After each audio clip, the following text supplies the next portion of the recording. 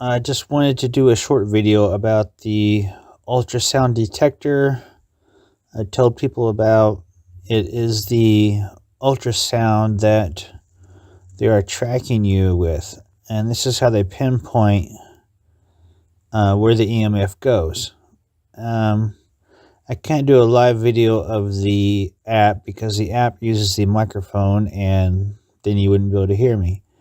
So I do know that from 19 to 22 is where the app shows the tracking, and it's actually two parts. There's one part that works from 19 to 20,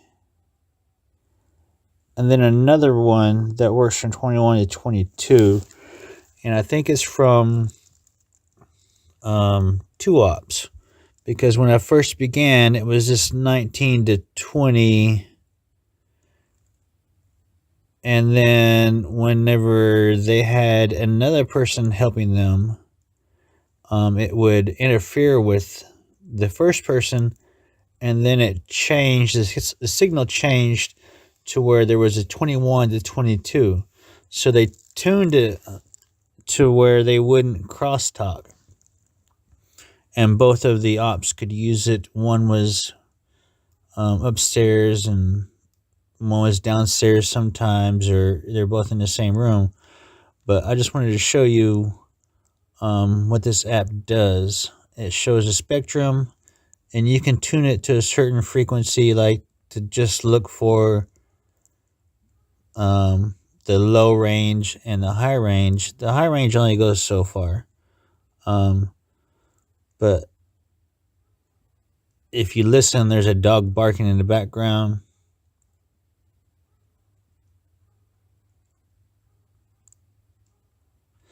And that dog does not stop barking all night, every night. It's a beagle, and they do have a better hearing than most. But like I said, nobody pays attention to me. Here's the app showing the spectrum. Kilohertz 19 to 22 is what you're looking for. These are some readings. Usually 4 a.m. till 7 a.m., 8 a.m. is where it's most active. Some of these will show your coordinates and where it's coming from.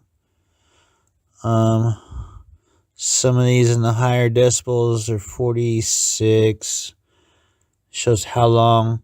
This one's 48 decibels, and it lasted for 7.5 hours. It's weird that my house has no electricity and nothing on in my house because there is no electricity, and yet I still have ultrasound on me in my house, and it tells you what frequency and how long and what length. I've reported this to the FCC when my attacks first began, and like anybody else, nobody wants to investigate because they're the ones using it. You know, our government is using it against us, and nobody's going to come forward to save us. If they turn off your Google locations, this location will not show up. So they can take another phone just like yours, and with the EMF, they can clone your device. And they've been doing this for some time now. Sometimes they'll turn off my Google location. Sometimes they'll turn my internet off. Sometimes they will restart my phone. They do whatever they want to do. Like I said, 7.5 hours from 10 o'clock to 6 o'clock. That's 8 hours, 7.5 hours. From 10 a.m. to 6 p.m. And like I said, there's no electricity at my house. This was when I found out they could disable my security cameras with the device, and I'll be putting this with the video of them doing that. The other sections, all these are all different readings, different levels, different addresses, and different times. You can see the different levels. Some are 50 to 60, 70 decibels. Some almost 80 decibels. And they all have different addresses, so it's not like they don't pinpoint. It's not like they're not accurate. I mean, it shows from house to house on my block. So it's not that it's not correct. And that one's for Fredonia, New York. Like I said, this follows me everywhere.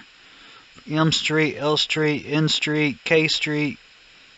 And I have to go investigate these locations because even my Google timeline will show my cell phone at these locations. So I know for a fact they have my phone cloned,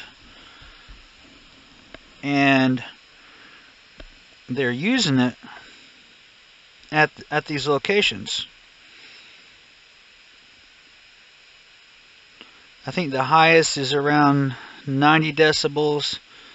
From my understanding, somewhere around 100 decibels it can tear skin, which is what happened at 4038 Northwest Osmond in Lawton, Oklahoma. I had a piece of skin, a tissue cut from my cranium, which drained out of my sinus. Two pieces of tissue fell through my nose, which prompted me to go to the emergency room, and I have that video coming out. I have so many videos that I want to share with you, particularly about my stalking and the people that are doing it. And one of the worst cases I've had, besides the upstairs apartment in Lawton, is in Walters. I was actually in custody at Walters Jail, and they had a person come into the cell next to me and use this on me from the adjacent cell. Now, I was placed on the side of the jail where long-term people stay, and I know for a fact because all I had was a traffic ticket and a failure to pay, but they put me on the long term, and they put someone in my cell. That one's pretty high, 80 decibels, and he was an Indian guy, and nothing actually happened between me and him, luckily, but they 78 decibels, but they came to the adjacent cell and used it on me, and pretty much tried to kill me from the cell next door. Now, I know when I was in there, I was placed in there with some police personnel, and particularly Sheriff Stradley's son. Now, he is a manufacturer in Walters, and he escaped his dad's sheriff's vehicle after he crashed it. So the Sheriff Stradley, Kenneth Stradley, wrecked his vehicle, allowed his son to escape.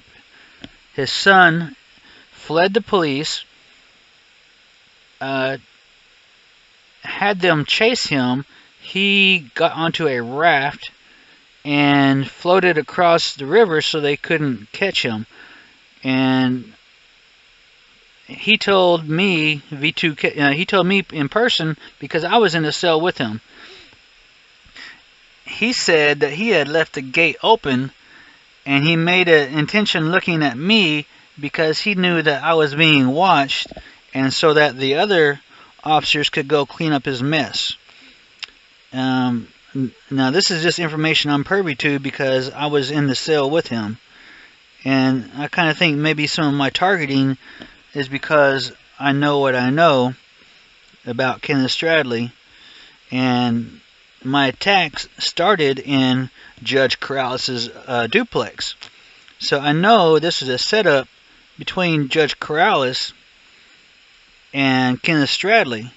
I also had a roommate living with me that ended up having Judge Corrales' baby, so I think that she was placed in my house to try to get some type of evidence, and after no evidence was collected, I was put in this Section 8 housing and targeted because there was no arrest warranted. And then I was burnt in that apartment so they could track me, because my V2K doesn't go away. And like I said, there's no data on that one. Some of these have GPS locations. I'll do another video about these locations and how Google Timeline will show these locations and the location of my cloned device. Like I said, these are just different readings, no particular order. I'm going to do other videos on the other apps for sound and tracking and identifying hidden devices and EMF sources. Here is another app I'll go over about the sound pressure level. Down there at the bottom is when they had some device on, and where it got clear without all the fuzzy lines is where they turned it off. So on the top of the bottom waterfall is the clear recording, and the bottom is where they had an extra device turned on. And I'll go over that application on another video. But it does increase the sound pressure in the room when they have these EMF devices on. And that's going to conclude this video. And I thank you for listening, and stay safe out there.